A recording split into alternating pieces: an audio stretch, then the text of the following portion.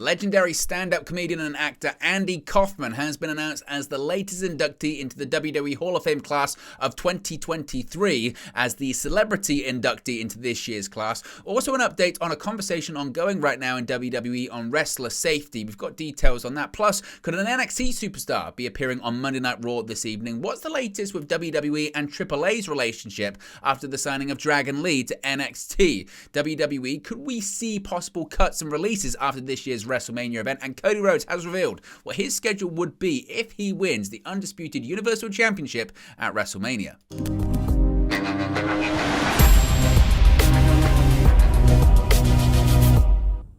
Hey guys, welcome back to Wrestling News 365. Hope everyone is doing very well. As always, there are plenty of news stories to get into in the world of World Wrestling Entertainment. We have to start off talking about Andy Kaufman, the latest inductee into the Hall of Fame class of 2023. Long overdue. Arguably one of the most iconic celebrity crossovers, one of the first celebrity crossovers in professional wrestling. His legendary angle with fellow Hall of Famer, soon to be fellow Hall of Famer, Jerry the King Lawler in Memphis, Tennessee. The celebrity wing is not complete without Andy Kaufman, and Andy Kaufman is finally set to be inducted into the WWE Hall of Fame as part of this year's 2023 class. Now, this was first broken by Variety, which means WWE gave the information to Variety, but they released the following story saying, quote, Andy Kaufman is set to be inducted into the WWE Hall of Fame class of 2023. Variety has learned. Kaufman will be inducted alongside this year's fellow honorees that currently include Rey Mysterio and the Great Muta. Kaufman is best known for his career on stage and screen, most famously starring as Latka Gravas in the hit sitcom Taxi from 1978 to 1983. He made his mark on the world of professional wrestling, however, when he declared himself the intergender wrestling champion of the world, offering money to any woman who could pin him as part of his act. This famously led to a feud with fellow Hall of Famer Jerry the King Lawler in the Continental Wrestling Association in Memphis, Tennessee. Despite Lawler and Kaufman being friends in real life, they were successfully convincing the audience that they were bitter enemies. Kaufman claimed that Lawler broke his neck when Lawler performed a pile driver on him, with Kaufman appearing in a neck brace thereafter. The two made an appearance together on Late Night with David Letterman in 1982, during which they traded insults before Lawler slapped Kaufman, knocking Kaufman out of his chair and to the ground. In addition to this and his work on Taxi, Kaufman toured comedy clubs and colleges and also appeared on the first season of Saturday Night Live. He later recorded the ABC special Andy's Funhouse, which aired in 1979. Kaufman almost infamously appeared on the ABC comedy variety series Fridays, with Kaufman staging a fight on screen during his first appearance on the show. He unfortunately died from lung cancer in 1984, despite being a lifelong non-smoker. Kaufman's life and career were given the movie treatment in 1999, with Jim Carrey playing him in the film Man on the Moon. Lawler and Letterman appeared as themselves in the film.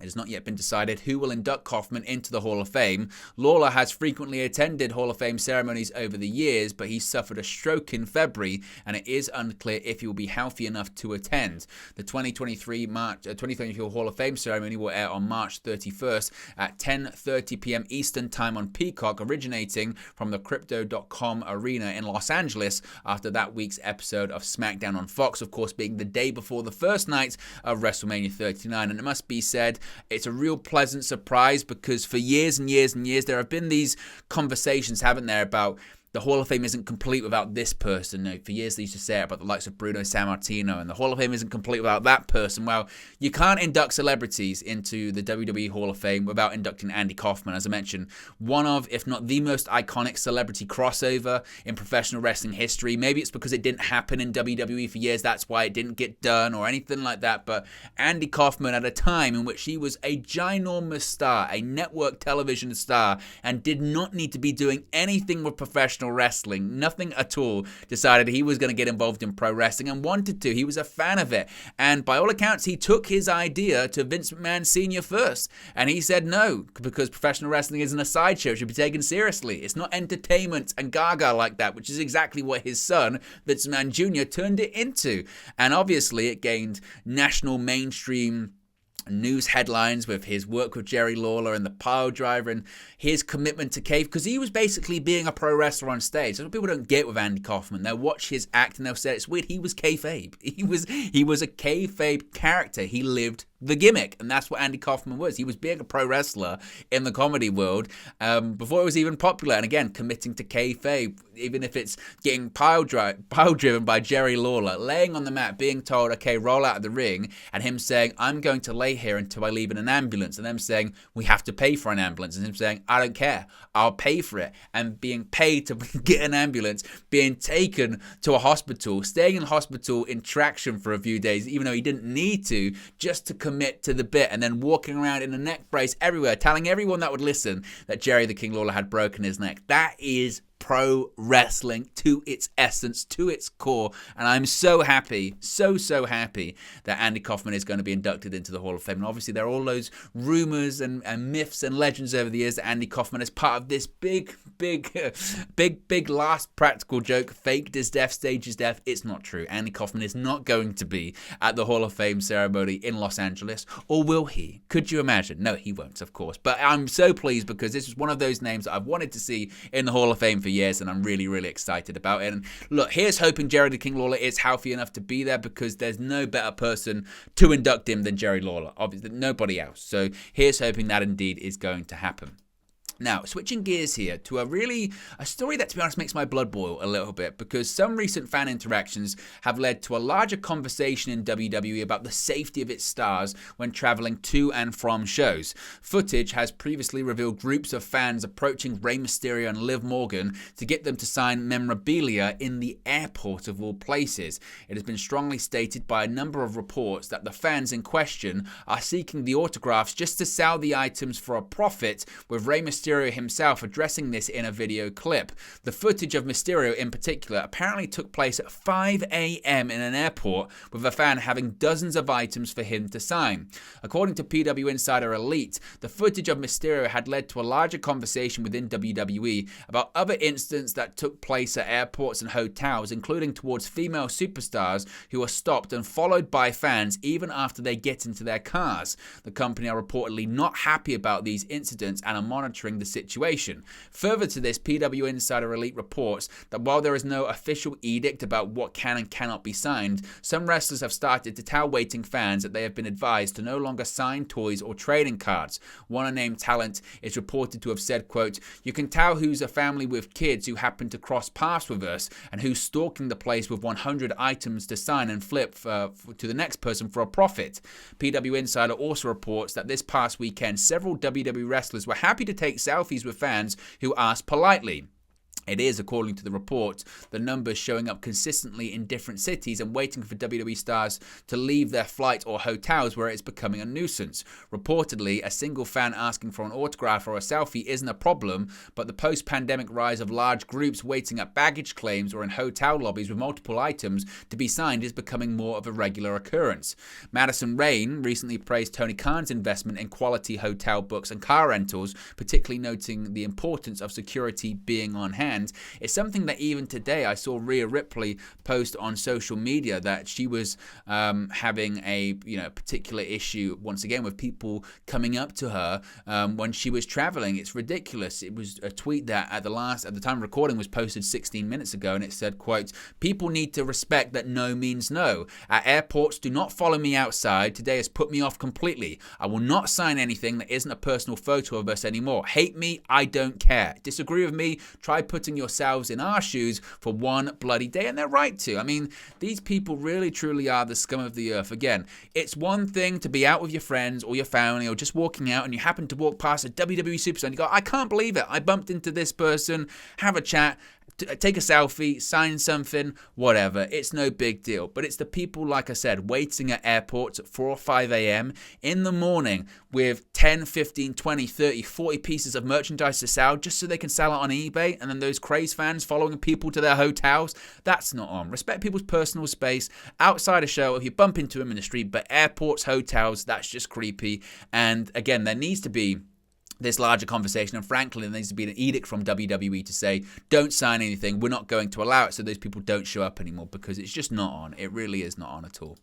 Now, Raw this evening is the next stop to WrestleMania, and I suppose NXT Stand and Deliver during WrestleMania weekend, and there has been a potential spoiler on an NXT star that is set to appear on tonight's edition of the Red Brand. Johnny Gargano made his return to NXT at the NXT Roadblock special, being revealed as Shawn Michaels' chosen surrogate in his ongoing feud with Grayson Waller. Gargano will take on Waller at the NXT Stand and Deliver show on April 1st, the day of WrestleMania 39 Night 1. On last week's NXT show, Waller showed up at the home of Gargano and Candice LeRae, brawling with Gargano, but it seems as though the feud won't solely be limited to NXT. Per the WRKD Wrestling Twitter account, Grayson Waller will be in the building for tonight's edition of Raw for a segment designed to work towards his Stand and Deliver match with Gargano.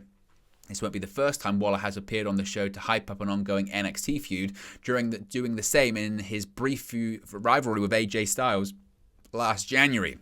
Gargano has balanced appearances on both Raw and NXT since he returned to the developmental brand, teaming up with Dexter Lumis against the Judgment Day on last week's show. So certainly it's going to be a really interesting one this evening to see what Grayson Waller does do. And given that it doesn't look like, as of right now, Gargano is going to be doing anything at WrestleMania, it would make total sense that they would continue this NXT feud on Raw tonight. Now, what's the latest between WWE and AAA? We do know that AEW has a relationship with the Lucha Libre company, but what about WWE? AAA's Conan was speaking on the Muscleman Malcolm podcast when he addressed the steps that WWE had to take over filming at their shows. The former WCW United States Heavyweight Champion would reveal, quote, obviously, WWE had to ask permission to come film Dragon Lee announcing he would be joining WWE, and I've always been a big fan of, no matter what political issue, what political problems there are between promotions. And yeah, we'll back a promotion if we have to, but I don't want to get mired in political stuff. I don't want to know that, oh wow, you don't work with him, you don't want me to work with him. Conan would then go on to discuss why he sees the need for the relationship, or this relationship within wrestling, saying, quote, I think everybody should work together, because if you're outside WWE, who's a mega monster, they're like McDonald's, Walmart, you know what I'm saying? And everyone else should be working together. You know why? For the benefit of the fans. For that, and you're going to make money, because if you put matchups people haven't seen, they're going to pay to see it, and so you're making more money. The boys get an extra payday, and the fans are happy. It's a win across the board. So basically, he's saying that there isn't really a relationship, and it did kind of make things tense between AAA and AEW, so tense that Conan had to actually go and meet Tony Khan to try and smooth things over. Whether they're completely smoothed over, I don't know. But to be honest, what Conan was saying there, I don't really understand what he was saying, but there you go. Now, WrestleMania coming up. Of course, people are excited for WrestleMania, but those within the company usually would start to get a bit nervous, because after WrestleMania, there was the annual post-WrestleMania releases and budget cuts. Now, there's been a bit of an update on the rumors that there could be some kind of WWE releases, or at least some cuts of some kind coming soon. A rumor started last week from WrestlingNews.co that there were talent and staff in WWE who are expecting releases soon, but there hasn't really been any concrete news on that. Dave Meltzer did allude to cuts in the last Wrestling Observer newsletter, but that was more about costs being cut for WrestleMania, specifically to make it as profitable as possible, such as not having international announcers at the show, call the show remotely rather than the company paying for them to travel. In another update, Sean Ross Sapp of Fightful provided a note from backstage at SmackDown this past Friday. According to Fightful, there was no talk of backstage cuts at the show, and it wasn't a big topic of conversation based on what Fightful sources had said. Of course, we'll keep you updated if there's any further news or clarification on anything like this. Now, the last WWE release in terms of a wrestler was actually Mandy Rose in December, of course, which was an exceptional circumstance, while the last round of releases was November, which was just a handful of NXT trainees. The most notable was Chase Hughes, Bodie Hayward. If we're talking about the last round of main roster cuts, we're talking about November 2021, and several of those names are actually back with the company right now. So as of right now, there's no real talk about releases, but Vince McMahon is back with the company, so that's not to say that it won't happen. finally Cody Rhodes, of course, set to challenge for the undisputed Universal Championship at WrestleMania, but he's already got plans if he does win the match. With the match set to take place at WrestleMania 39 in April, Rhodes has already called for management in WWE to split up the Unified Championship. Speaking to Fightful, the American Nightmare discussed what he wants from his time as WWE Champion, saying, quote, like the song Kingdom says, I'll follow you till the end. When is the end? Is the end when I win the WWE Undisputed Universal Championship, or is the end when I win that title and take it every single place I can possibly take it and excel and deliver on a level that no champion has done in years? I want to cut a schedule like Bret Hart, like Ric Flair. I want to do something very different than modern champions have done, where there's a bit of less is more schedule. I want more is more schedule. It would mean vindication for me for sure. Now, the top tier of champions in WWE has featured less frequently on WWE shows, whether that be TV or house shows. Fightful notes that an example of a more is more champion would have been John Cena when he was a full-time wrestler in WWE, where he would make 1 million appearances throughout the year, media, wrestling, you name it. That's what Cody Rhodes apparently wants to do. Now, arguably, under the less is more approach, an appearance by Roman Reigns at a WWE house show recently boosted ticket sales, so there's lots of people that have different philosophies and mentalities when it comes to that. As far as having a WWE champion on weekly television for the Raw brand, I think that's a given, but whether it helps house show business, we'll have to wait and see. But there you go, guys. A bit of a WWE news update. Be sure to smash a like on the like button. Be sure to subscribe, bottom right-hand corner. Let me know your thoughts on today's WWE news stories in the comment section below. Remember, you can join the WN365 roster by clicking that join button, and I'll speak to you again very, very soon. Hey guys, thank you for watching, listening, streaming, or however you come across this video today. Be sure to click on the video on the right there to watch our next video, or click the bottom there to subscribe, or the bottom right-hand corner. Thank you very much, and I'll speak to you again very soon.